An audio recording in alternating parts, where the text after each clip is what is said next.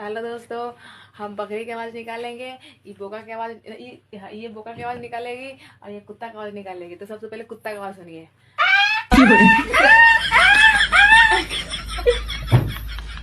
हम बकरी का निकाल रहे हैं।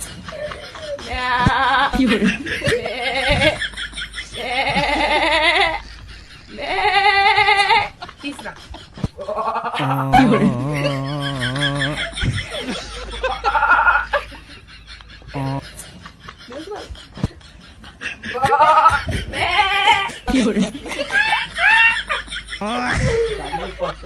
गाड़ी